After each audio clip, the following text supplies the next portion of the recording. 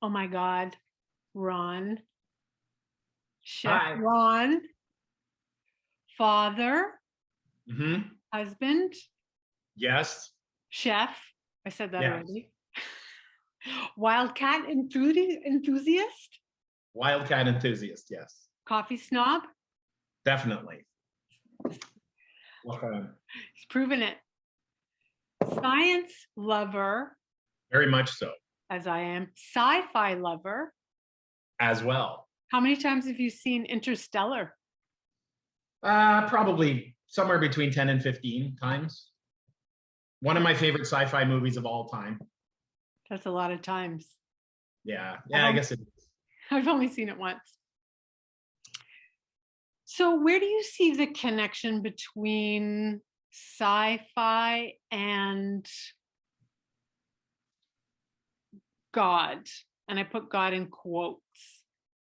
Right, because when you say God, you don't necessarily, I'm assuming, you don't necessarily mean the biblical God or God, right? God is just a word for some kind of a higher power to some people, right? That's right. So That's right. that's kind of what it is for me then. That's the way I look at it. I don't subscribe to any religion whatsoever.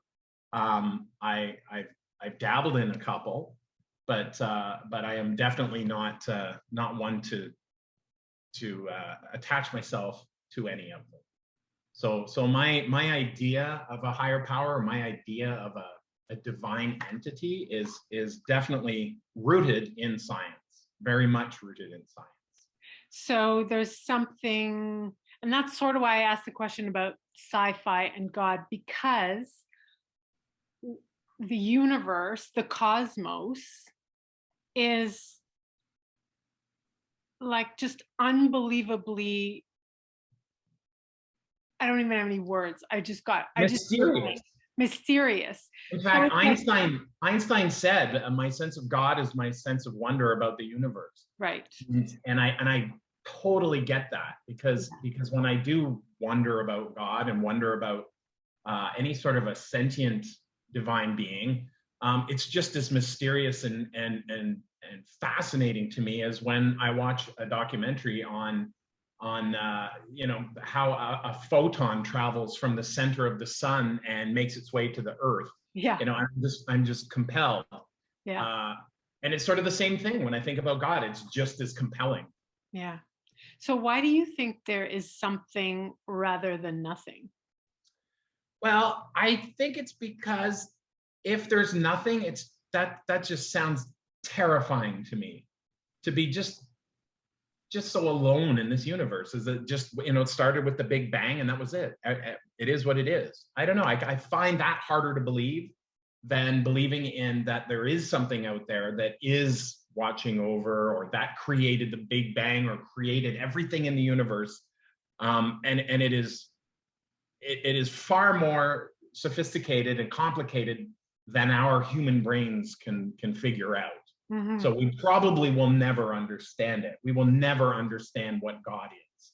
Mm-hmm. But doesn't mean we can't feel the effects of God, or feel or see some evidence that just maybe there is a God, so that kind of thing. Mm. And when you say that, what you're talking about, to me, it sounds like is a conscious energy that has an understanding of its own emanation, its own creation.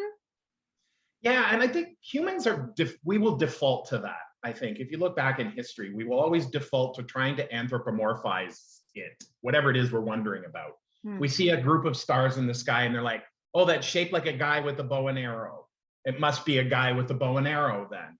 And I mean, even when we were kids looking up at clouds, oh, that one looks like a turtle, that one looks like an elephant. Like it's like humans have to do that for some reason. So if we think of a God, we immediately by default try to make it, oh, it thinks like us and it must feel the way we feel and all these kinds of things, when I believe whatever it is probably nothing like us. Hmm. But I don't mean that it doesn't have like this vast intelligence. Hmm. So, but that's about as far as I'm going to take it, because I couldn't, like, for me to imagine any further, it would be actual science fiction. Right. Right? So I just kind of leave it at that. Like, I Right. know that it's smarter than me, and it's out there, and that's all I need to know for Right. now. Do you also experience it as in here as well as out there? Do you feel like it's a separate thing, or do you feel like it's a completely interconnected thing with who and what you are? I think that it is connected, but I can't say that I feel the connection. Hmm. But I do believe that we're all connected. Hmm. And I remember having this conversation with you once before, and it came from an episode of it was on the BBC with a professor of astrophysics, and he was talking about how like stars are born of the dust and all of the atoms that are swirling around in the universe, and when there are enough of them in one spot, it ignites and becomes a star. And all of the matter is ejected out into the area around the star, and they become the planets. And then if anything's on those planets, it came from the same thing that the stars are made out of. So we are made out of that star dust too, and including our brains. So all the atoms in our brains, they're billions of years old. And the way that they're configured in such a way that they're trying to figure themselves out. So we are the universe trying to figure itself out.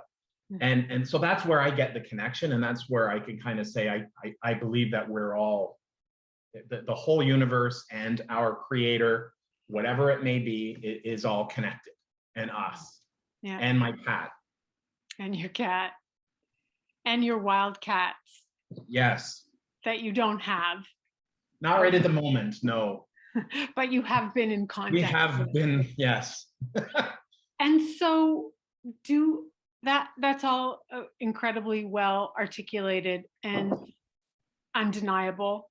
I wonder if this intelligence or this consciousness that is, manifesting the reality as we know it in us and through us, that, you said it started with the Big Bang. What do you think? Do you think that consciousness, that intelligence was just like being before the Big Bang? Do you think, like, what do you? I know that's What's your best guess? What's my best guess? Well, I'll be honest. When I watch a lot of documentaries, and a lot of them are on astrophysics, and a lot of them I hear new things all the time. Like one theory is that this isn't the first Big Bang. There were several, or that there's that one. The Big Bang, and then the universe crunches again. They call that the Big Crunch, and then maybe that just keeps happening, or maybe we're one of several Big Bangs, in a multiverse. Nobody really knows, and we probably will never know. My guess is that I just don't know. but I do know that it wasn't by accident. That I do know. That I can feel some confidence in saying that it wasn't by accident. There is some thought behind it somewhere from something. That's interesting. Yeah. So does that give a sense of purpose to your life? I don't know. I know, because I almost think at times, and this is I'm trying to work on, but I feel at times that God made everything, but now he or she or it or they are just sort of sitting back and not being involved. In fact, I think it was Stephen Hawking once said that I don't know if there is a God or not, but if there is, he has chosen to not be involved in what's going on Earth. Mm-hmm. Something to that effect. Yeah. And I kind of feel that sometimes too when I look around and see the way things are going. But then the other thing is, are we out of time? Not yet. Out of time, out of my car. Finish your thought. Well, I was just going to say, I think that, where was I? I was talking about whether or not he's involved. I think maybe for whatever reason, all of the good and the bad that happens on Earth, even the things that like we look at it and it just feels sick to our stomachs because we say to ourselves, how could any person do something like that? It maybe is part of a huge plan that we have no idea about. And probably never will, but in the end, it was for good after all. That I can see how that would give a personal sense of hope or ongoing desire to be curious about what the heavens were doing here. Yeah, yeah, for My sure. God. Oh my God. We just talked Oh about my God. OMG. 10 minutes. Thanks, Ron. Oh, you're very welcome.